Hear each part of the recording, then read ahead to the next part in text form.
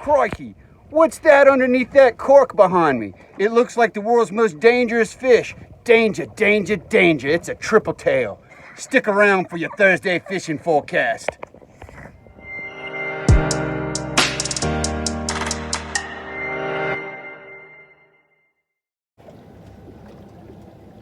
Stay tuned for the third day fishing report. Woohoo! All right, guys, Captain Mike here, BTC Fishing Report, because it's Thursday, July 4th. Happy Independence Day. So we're gonna do things a little different this week. Instead of talking about water quality issues first, I'm gonna save that for the end of the report because I wanna talk about fishing. Been doing a lot of fishing this week. This week is traditionally one of our busiest weeks of the year. We've been on the water every day, sometimes more than one trip a day. So what have we been doing? As you guys have already figured out by now, I'm primarily a speckled trout guy. I love to chase speckled trout. If I could pick anything to do, that's gonna be it. So we've been chasing a lot of trout and we've been doing really well. We've been doing well at Cat Island. We've been doing well at the Louisiana Marsh. We've been doing well at Ship Island. And I've gotten reports from guys, I don't go over to Horn Island that often, but the bite's been good over there too. So speckled trout are out in force right now, all right? What have I been keying on? Points coming off of islands, underwater bars, humps in the water, and oyster beds, okay? Those kind of things, some kind of structure coming off the island. I like some kind of a drop off, okay? So I wish I could just tell y'all, go to this spot and you'll catch fish, but that's not how this game works, all right? When I'm chasing trout, I'm looking for a combination of things. I'm looking for first, clean, salty water. And we'll find some bait fish, number 2.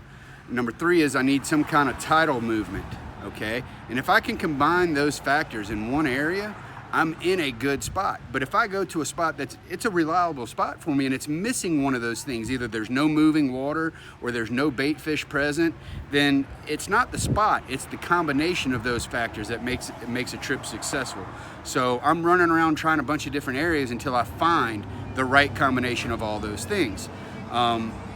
Still been using plastics under a popping cork primarily. Still using the little slick as my go-to bait. I've changed colors a little bit this week. The water's cleaner, so I've switched from a lot of darker colors to lighter colors, like a cracked pepper or a shrimp creole or a holy jolly or a snow cone in little slick, okay? The cleaner the water, the cleaner I like the bait to be. I'm still throwing chartreuse though, and it's still catching fish. There's just something about chartreuse that fish can't stand. So that's what I've been doing mostly. All right, there still are, once we're done with that, we've been going to catch some big bull reds on the points. Once again, I talked to y'all about that last week. Anywhere there's a dramatic drop, it goes from say 5 to 15 feet off of a point, are places I target for big redfish, okay? We've been catching some slot redfish in closer to the grass. That's really not my favorite thing to do because the horse flies, the closer you get into the grass, the worse the flies get, and a lot of times the people just don't enjoy it. So I'll always save that for last. But then, of course, as you saw in the intro, the triple tail have been out in full force this week. We've caught triple tail just about every trip, or I've seen multiple just about every trip, okay? I had some people ask me, for any triple tail advice. So this week's tip on triple tail is fish the slack current. What do I mean by that? Everybody knows we like to run triple tail when the sun gets high in the sky so we can see those fish laying in the water. But I also like a slack current. If that current is smoking, it's running through there, you pull up on a crab trap line and the buoys look like they're water skiing, it's not a good time to catch triple tail. They don't want to expend that energy up on top to try to swim behind that cork. So I like slack water. So what do I usually do on a trip? I'm gonna trout fish all morning till the bite dies down, the tide stops, and that's when it's time to look for triple tail.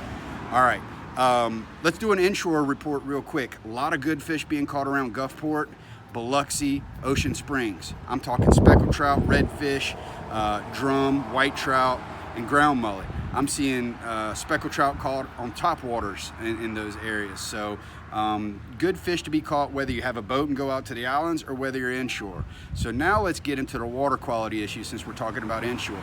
We have closures extending from Bay St. Louis all the way past Ocean Springs now. With that being said, I'm not a scientist and nothing I say should be the sole factor in any decisions you make about this water or these fish. But from a fisherman's point of view, the water looks better than I've seen in the last 3 months. It's saltier, it's clearer and cleaner, But once again, I can't see bacteria. You can't see bacteria.